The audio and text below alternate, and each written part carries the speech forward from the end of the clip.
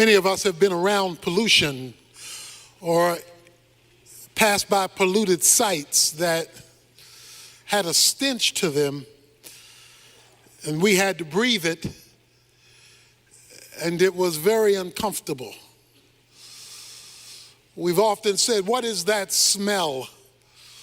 If we weren't sure what it was, all we knew was it was very disconcerting, very uncomfortable.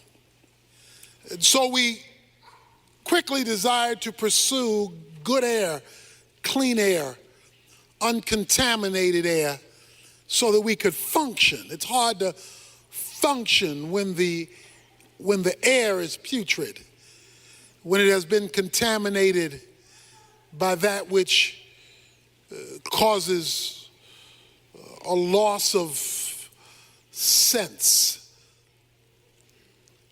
Jesus had been talking about the decay in the culture and how that decay was a decay of death. It was the smell of rottenness. And in the last verse of chapter 17 of the book of Luke, when the disciples wanted to know, when is this return that you're going to make? When is this judgment on the culture going to occur? He says in the last verse, where the body is, there also the vultures will be gathered. He says, when you see a corpse that has died and rigor mortis is setting in, vultures circle, waiting for the demise in order that it might pounce on them and render judgment to the decaying or diseased or dead body. He talks about vultures circling around this thing called death. It is clear that you and I live in an environment, in a world that has been contaminated by sin, bringing about a smelly way to live, a polluted world. Which leads Jesus to identify a widow, a woman, to make an astounding principle that I want to leave with you today. In this polluted society where death reigns and vultures gather, he told them a parable. He states the premise of the parable up front. He says in verse 1, at all times men ought to pray and not to faint. Some of your versions read, other versions read lose heart. The idea is quitting, throwing in the towel, saying I can't take it anymore. To faint means to become weary or discouraged and want to give up. Has anybody ever fainted? You can't take it anymore. You don't know how much longer you can endure this, because the circumstances hovering around you, the vultures that are hovering around you, are indicating a situation that is dead or dying, and you see absolutely no hope. The air is stale. In this stale air, Jesus says, I want to tell you, men should always pray and not faint. In other words, when the air is stale, you got to rise above it to where the clear air is. Men ought always to pray and not to faint. That is, you know air is stale because you are breathing. Your nostrils are taking in the scents, and you are breathing regularly. So you are smelling stale air regularly in terms of when you're in a putrid environment, because you're breathing it. And so there's no way to get away from it because you're always breathing. He says men ought to always pray and not faint. In other words, prayer is to be like breathing. The only time when you are conscious about breathing is when it's hard to do it. We breathe all the time, but don't think about it until there's a problem. If there's an asthma problem or an allergy problem or some problem that creates the need for additional oxygen, breathing now becomes a conscious activity because it's being interfered with. He says men ought to always pray and not faint. Men ought to always be in communication with God because your ongoing breathing in prayer will keep you in good air, even though you may be living in a bad atmosphere where the vultures are circling. There are people here to gather today where the vultures are circling around your life and ready to pounce on your situation because death has set in. Things don't look like they will ever get better. Things don't look like they will ever change. Things don't look like they will ever work out for you.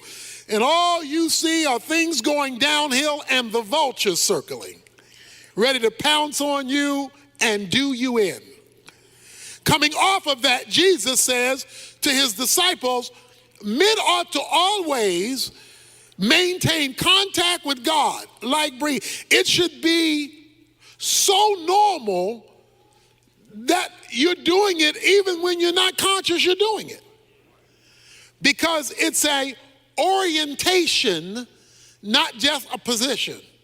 Prayer is not just getting on your knees. It's not just clasping your hands. It's not just closing your eyes. It's not even just mouthing words.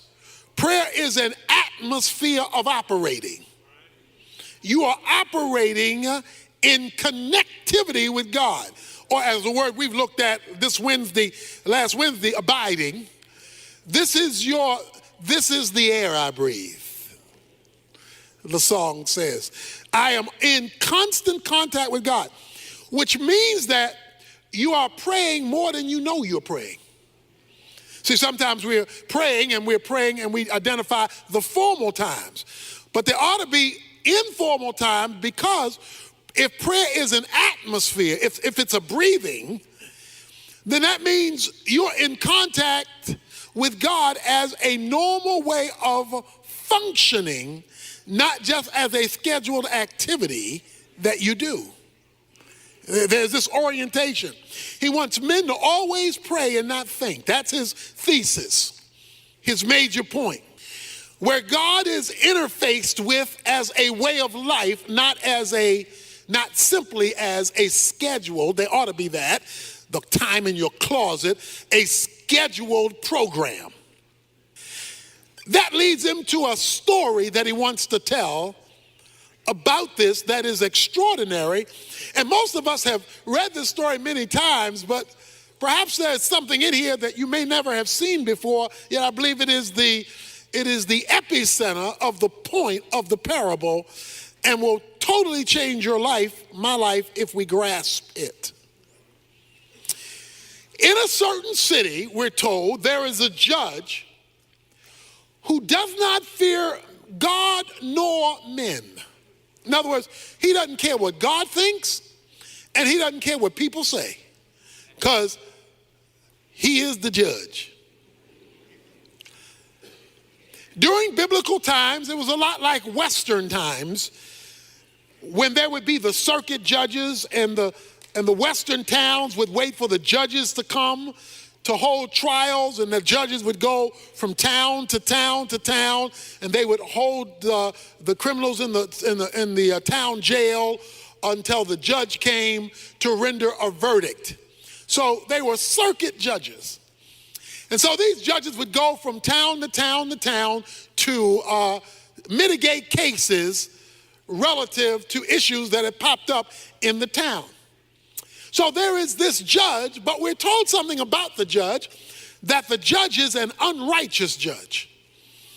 In other words, he does not operate legally. He does not operate according to the rules. He makes up the rules as he goes, and he doesn't care what God thinks or what rules men have passed. he's going to do his own thing. Judges like this were easy for bribes. The wealthy could always be set free because the wealthy could buy their way out of their problems. And since he wasn't righteous, he could easily be bribed. So we're told that there is this judge. He's going to render judgment, but he's not going to do it righteously. So that's the man. And he doesn't care what God thinks. He doesn't care what man says.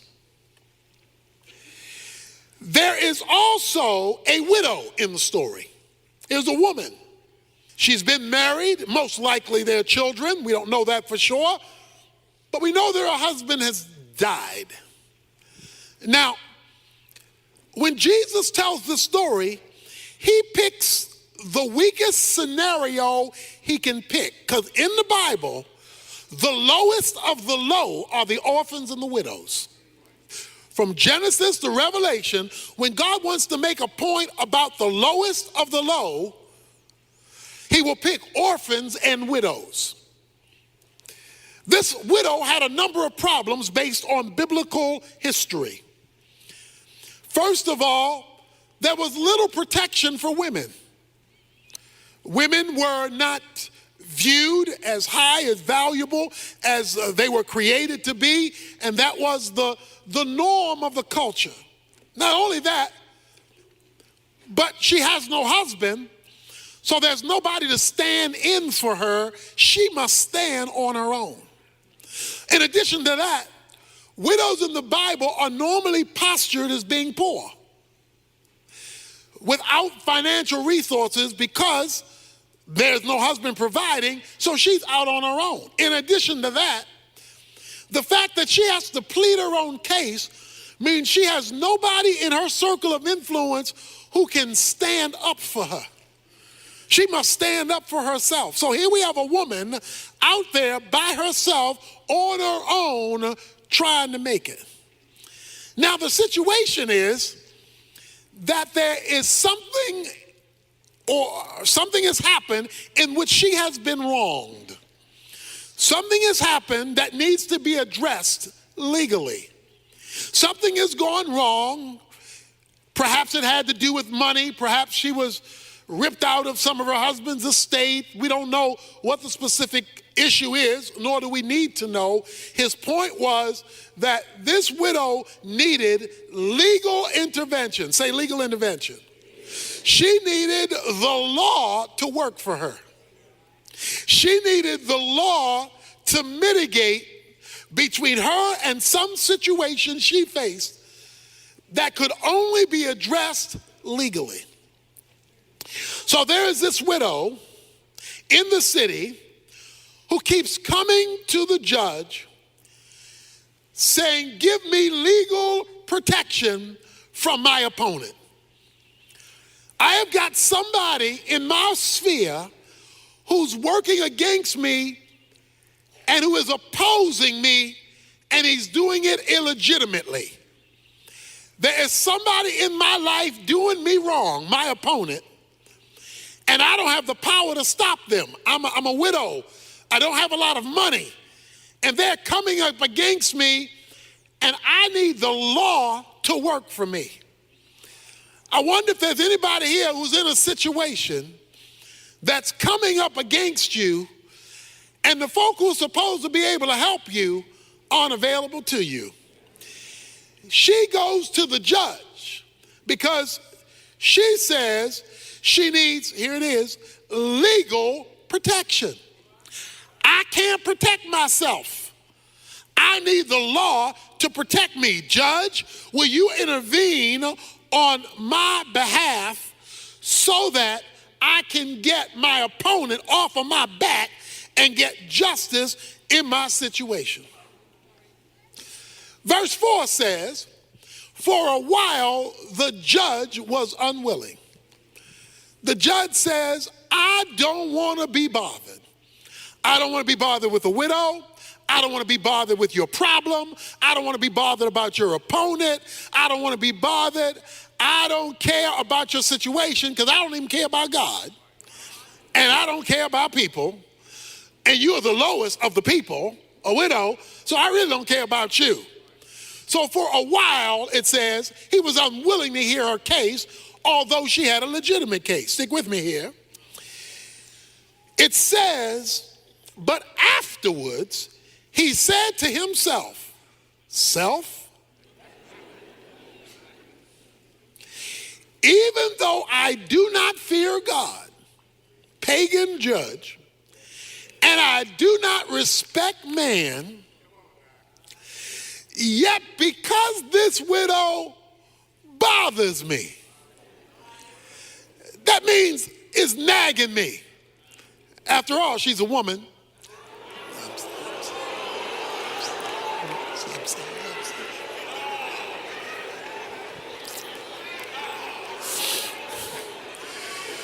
Let's give the benediction.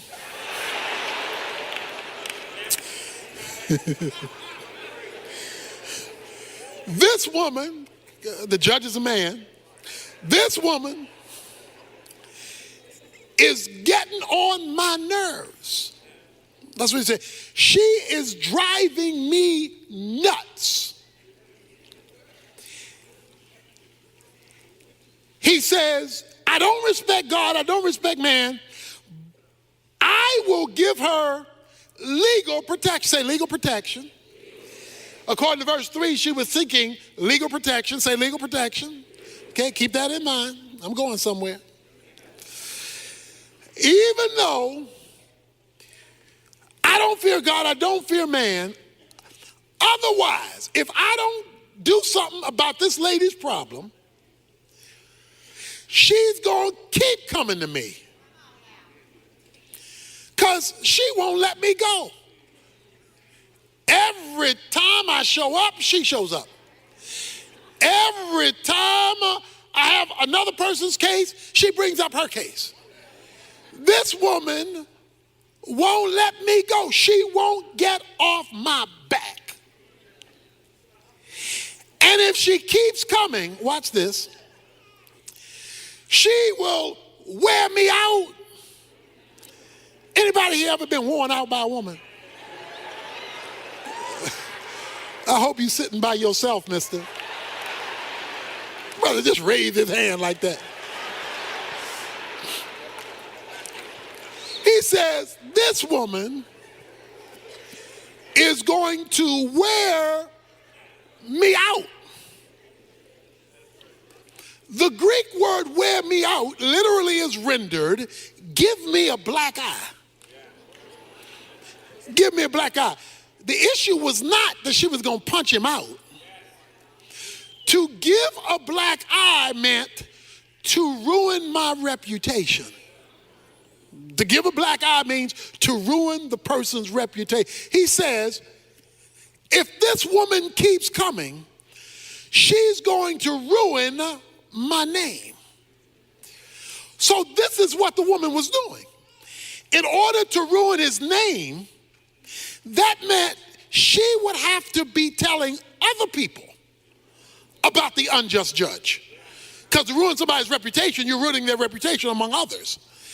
So evidently, this woman would show up at a court scene and say, this judge is not right. He ain't right. I've been having a problem and he won't give my problem. He's not right. She said, he knows he's not right. He's an unrighteous judge. He doesn't care about God nor man. He doesn't want everybody to know he's not right. He just wants he to know he's not right. And if this woman keeps coming, it's going to be clear to everybody, I'm not right. And I don't want to look not right to everybody. So to get this woman off my back, to get her out of my grill, to get her off of me, what I am going to do is I am going to give her legal protection. Say legal protection. I am going to address her situation so that I can get her off my back, so that I can save my reputation. Let me say that again now. I'm going to get her off my back so that I can save my reputation. I need to say that one more time. I'm going to give her legal protection, not because I want to give her legal protection, not because I care about this woman. I want her off my back, and I want to protect my reputation, so therefore I'm going to intervene in her circumstances. Now that's the parable. That's the point. Now Jesus wants to apply it. Why are you telling us this, Jesus? In this place of bad air, where the vultures are circling, we're to maintain constant contact with God, and you tell us this story about a judge and a widow woman. What's the point? And the Lord said, verse 6, hear what the unrighteous judge said. In other words, pay attention to the unrighteous judge. Now, the widow is critical to the story, but to get the point of the story, pay attention, Jesus said, to what the unrighteous judge says.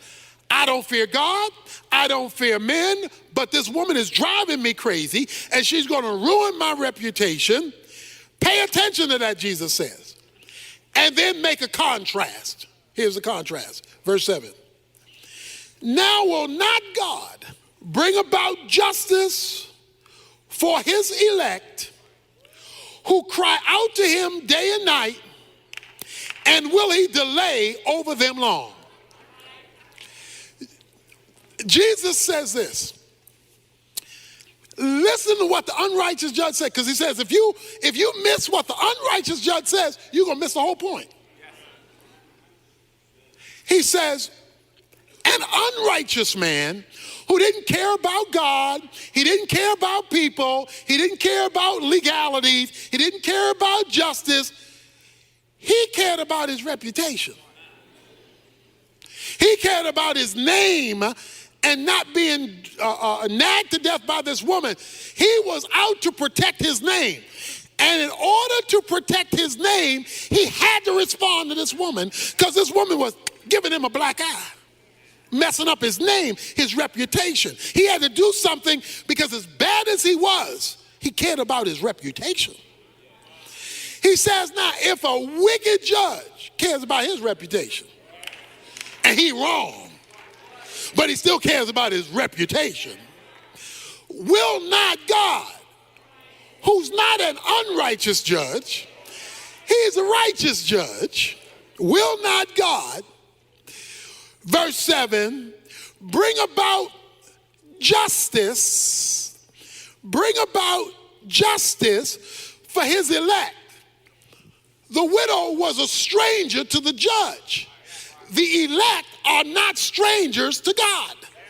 The elect are God's chosen ones. They're God's children. You and I, who belong to Jesus Christ, make up God's elect. If an unrighteous judge who doesn't care about God nor men will bring legal protection to a stranger to protect his reputation, how much more will God bring about justice to his children, his elect, since he's the righteous judge and does care about justice, and will he delay long over them? Now, what I want to draw your attention to is a phrase that I've been asking you to repeat. Legal protection. See, it's easy to read the story, and twice in the story, the word legal protection is raised. Twice. And its cousin is raised in verse 7, justice. She was seeking justice through the legal protection of the law. But let's put it another way. The issue for the widow was not whether the judge liked me. It was not whether the judge knew me. It was not whether the judge felt sorry for me. The issue on the table was the law.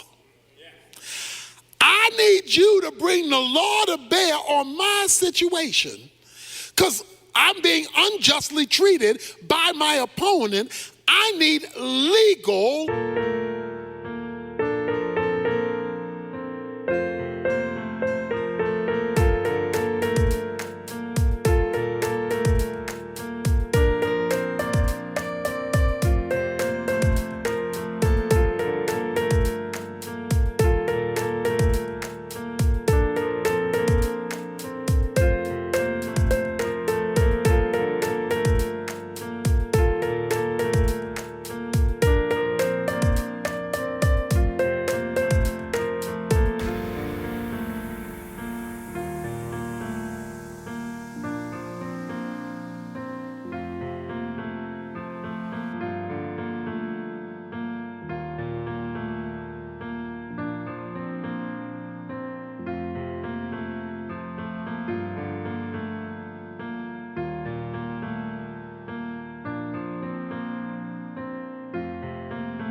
intervention. Men ought always pray and not faint. But what gets God's attention is not simply him feeling sorry about you in the situation you're in. It's not merely him seeing you cry. It's not merely him seeing you're depressed. What brings heaven down to earth in the vulturous situation you may be facing is calling down your legal right. The issue was your legal right. See, what the woman had, she did not have the judge on her side. She had the law on her side. And even though the judge didn't care about the woman, she kept bringing up, but the law says. And when she brought up the legal thing, he had to deal with that, because for him not to address the law was to kill his reputation, because the judge was obligated to the law. Now let me explain what I'm trying to say here today. What I'm trying to say here is that God, who cares about us, we're part of the elect, who's righteous, has concern about his law. That is, God has obligated himself to his own word. God has obligated himself to what God has said himself. God is tethered to his own law. God can't do what the unrighteous judge was trying to do, because God by nature is righteousness. Righteousness is the divine standard. So God is tethered to his own standard. So God is always going to operate in concert with his own law. Now, the woman calls for legal protection, watch this now, because she knew she had the right to it. In other words, let me put it another way. If she didn't know what the law was, if she didn't know that the law, there were rules in the law book to deal with the situation she was facing, she wouldn't have been able to call on the law, because she wouldn't have known the law applied. It was her knowledge that there is a righteous law in the book that deals with my opponent's situation, and I'm going to the authorized person, the judge, to render the law on my behalf, that took her to nagging the judge. She could nag the judge even though the judge didn't care about her, because she knew what was written that was in the law book that applied to her situation. Not to know what was written is not to have a basis to appeal to the judge. Because remember, it says she wanted legal protection. She wanted something that would come from the law to act on her behalf. Hold your finger here. Turn back a couple of pages to Luke chapter 13. In Luke chapter 13, it's the Sabbath. The Sabbath was a law. It was one of the 10 commandments. Jesus, a certain woman, verse 11, for 18 years had a sickness caused by a spirit, and she had been bent over, and could not straighten up. And Jesus saw her. He called her over and said to her, "Woman, you are freed from your sickness." He heals her on the Sabbath. And he laid his hands on her, and immediately she was made erect again and began glorifying God. But the synagogue officials, indignant because Jesus had healed her on the Sabbath, began saying to the crowd in response, there are 6 days in which work should be done, so come during them and get healed, and not on the Sabbath.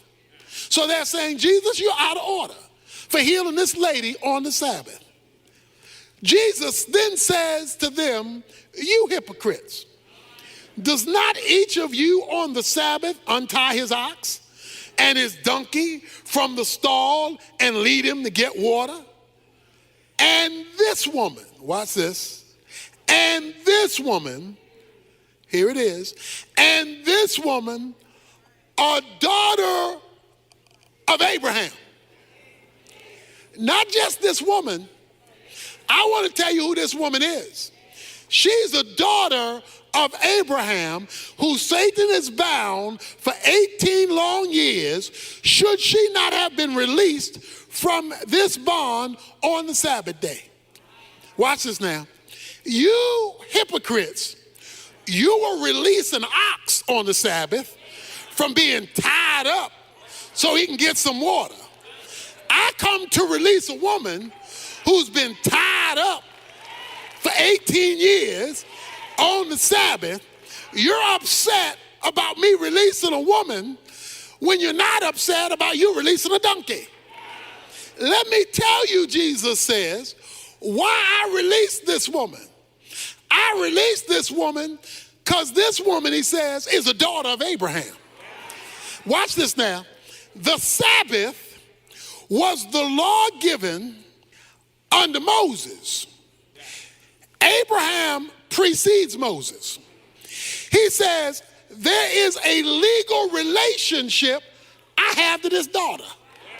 Because there was a covenant made with Abraham by God that God would bring healing to his people in covenant with an Abrahamic agreement when the problem came from a spiritual source. We heard that the woman was bent over, but her medical condition, watch this now, was tied to a spiritual condition. It said Satan had so messed up her life that it showed up physically and she had to walk bent over. It wasn't just because of her age. It wasn't just because of calcification in her back. It was because the devil had so intervened in her life that her physical problem was tied to a spiritual dilemma. But the lady had something that the chief priest didn't understand. She had a legal relationship tied as a daughter of Abraham. And because of the legal relationship, it overrode the Mosaic law that says you can't do this on the Sabbath. But if you don't know your legal relationship, then you can't call on your legal relationship to deliver you from some of us have been in problems, situations, circumstances, and messes for 18 years. And we wonder why God hasn't come through yet, because we have not yet appealed to our legal right. But why haven't we appealed to our legal right? We don't know our legal right. And if you don't know the law, you can't appeal to the law. The widow knew the law and says, because the law is in place, I am going to bring the law to bear. If an unrighteous judge will submit to the law, even though he doesn't have regard for God and regard for man, how much more will a righteous God who is committed to the law appeal to the legal cause of his people? We get and we pray, but what we don't do is pray legally. In other words, we don't make God have to appeal to his own law. We come with generalities and vague things that have nothing to do with nothing. Bless my day, bless my family, bless my food, bless my situation, bless me as I drive, bless me as I ride. Those are cutesies. He says, when you've been jacked up for 18 years, when life has just messed you up, when you're like the widow and you have no place to turn, you need to know your rights. Everybody in here is an American citizen. You need to know your rights. If somebody wants to search your house and doesn't have a court-ordered right to come in there, you need to know your rights. You need to know your rights, that you have a right to a lawyer if you are arrested. You need to know your rights, because if you don't know your rights and a policeman arrests you who doesn't fear God and doesn't fear man, he could jack you up if you don't know your rights. But when you know your rights, then you can call with authority on that which you deserve because of your legal status. He says men ought to pray, but not in some vague way. The best way to pray is to call God to have to respond to his own word, to call God to have to respond to his own truth. God, and see, the best way to pray is, God, here, let me show you, God, this is what you said. You said this.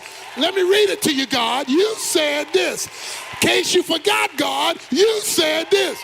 I don't know if you read it lately, God, but you said this. You wrote this. So I'm talking to you about what you said. You say, well, what difference will that make? He tells you at the last verse, verse 8, I tell you that he will bring about justice for them quickly. However, when the Son of Man comes, will he find faith on the earth? He says, some of us have been waiting a lot longer than we should be waiting. Some of us have been struggling a lot longer than we should be struggling. Why? Because we'll talk to God about stuff, but we will not call on God in terms of his law, in terms of what he has written. And God is committed first and foremost, not to your feelings, not to your circumstance. He's first and foremost committed to his rules, his regulations, his guidelines, and his law. That's why, I love this too. The woman came and she verbally, publicly rendered out what the judge was supposed to be doing, because he's concerned about his reputation. So she is, watch this now, watch, here's the word, decreeing what should be done. What does Mark 11 say? He says, if you will say to this mountain, a mountain in the Bible is an impossible situation to climb over. That's what a mountain means. It's a circumstance you can't get over. It's a hump you can't get over. It's a situation you can't fix. It's a problem you can't solve. It's a situation that you can't change. That's a mountain. He says, if you will say to this mountain, speak it. See, decree your deliverance. But before he said speak it, a couple of verses before then he says, is it not written? So before he says speak it, you don't just go up to a situation and say, go, bye-bye, gone, disappear, hocus pocus. No, It says before, is it not written? And when Jesus says, is it not written? Then he comes and says, you can speak to this mountain. So here's what you're supposed to do.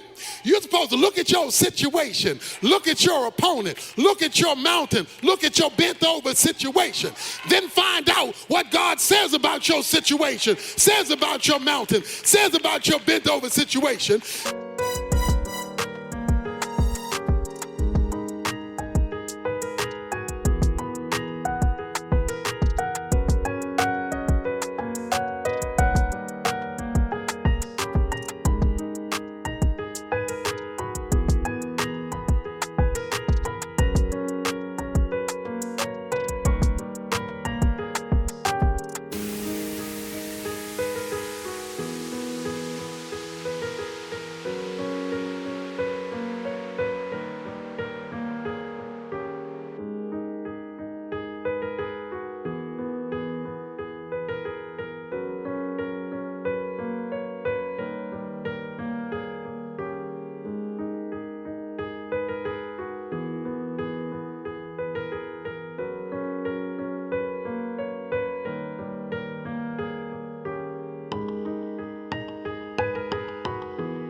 then you're supposed to speak to your mountain, speak to your situation, speak to your scenario, and tell the situation what God said. Tell the person what God said. Speak to it in the name of the law. And will not God move swiftly? Verse 8 says, won't he show up quick? Won't he come out of nowhere? Won't he show up in a way you never expected?